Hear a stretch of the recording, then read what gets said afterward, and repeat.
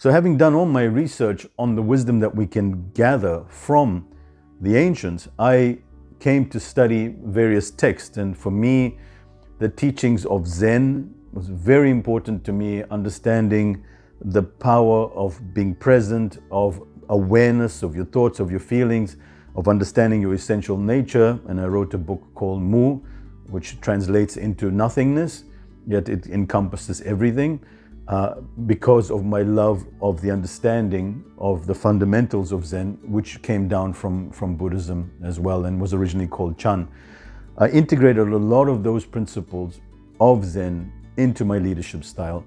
And then, finding out about the samurai that were trained by the Zen masters. And in their approach, the samurai were a fearless group of noble warriors, and there was a lot to gain from their interaction with life and the way that they lived, and a lot of valuable lessons that I incorporated as well.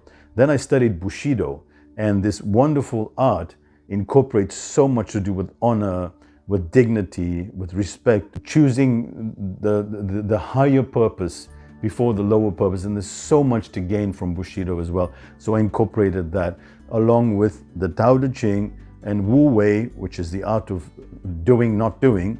All these concepts came in, and then I took a lot as well from what we can learn from the Indian subcontinent, from ancient times as well, with the Advaita Vedanta, the Vedas, the Upanishads, and this ancient knowledge. So I incorporated a very vast and diverse array of knowledges into modern day leadership. The one other element that I brought in was the teachings of the mystic side, or we could call it the Sufi understanding of life, which is love, leading from the heart, intuition, and all the rest of it. So I incorporated them into a model.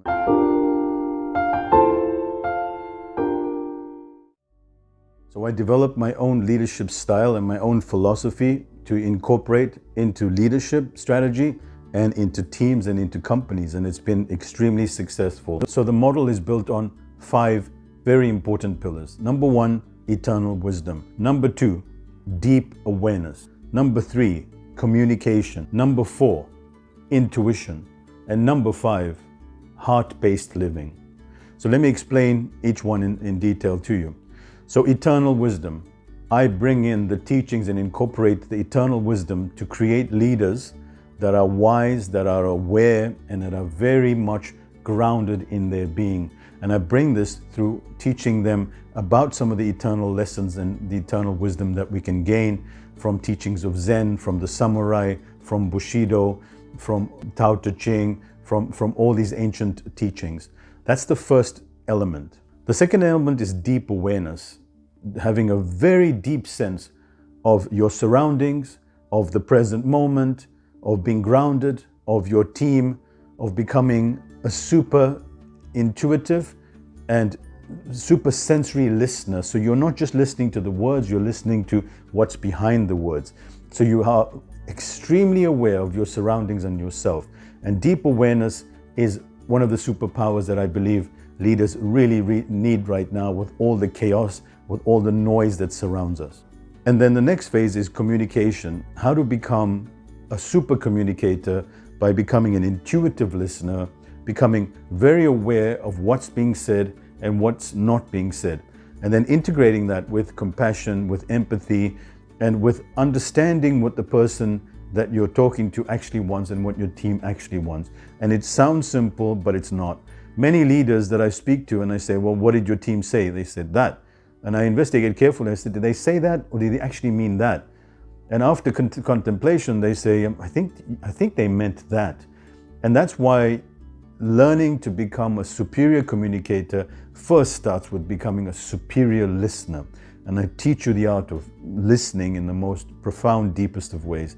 There's so many layers to listening and to communication, in how we convey the message and how we get the team on our side and how to maintain coherence in the team. And what's very important is I integrate a concept called entrainment. Entrainment is something that happens in nature. You see a flock of birds all flying all together. One turns left and the entire swarm of birds turn to the left. And you see this in shoals of fish as well. and it just all seems to be moving very organically. So what's happening is a system called entrainment. And for me, having teams to have the same type of coherence in the team where everybody's on the same page and everybody's sort of heart-centered and moving as an organic team that's very much coherent and cohesive. And that's what I teach as part of communication. Intuition is a key principle and a key foundation of what I teach. And that is getting in touch with your inner voice. You could call it your heart, you could call it your gut, you can call it your sixth sense. And this is very important for leaders and your teams. And it's really lacking in a society dominated predominantly by thinking and by rational analysis.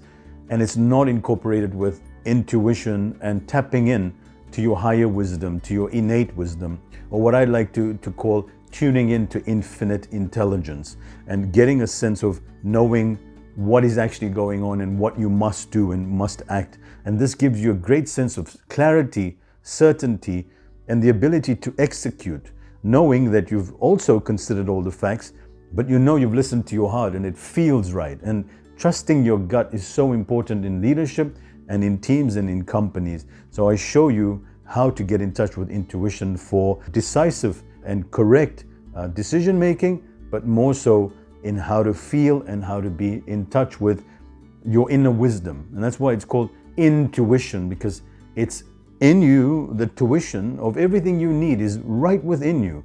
But we get caught up and bogged down in statistics and tables and spreadsheets, and then we can't make a decision because we're overwhelmed with data. And that's why knowing how to control the amount of information you have and knowing what to do with it is vital. You're actually going to start missing the point and moving further away from the decision you need to take. And that's where intuition plays a major role in knowing how much information to consume and what decision to make. And finally, heart-based living.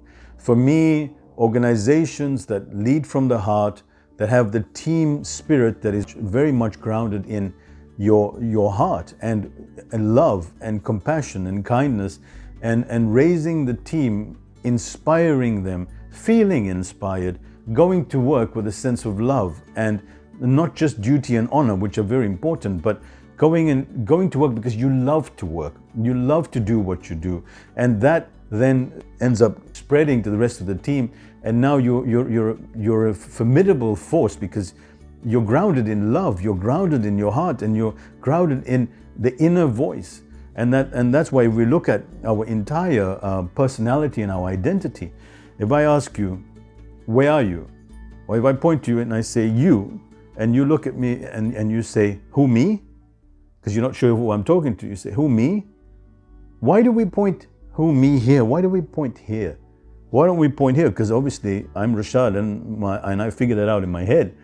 But then intuitively I say, who, me? Why? Because my being, my identity, my entire being is stored in my heart.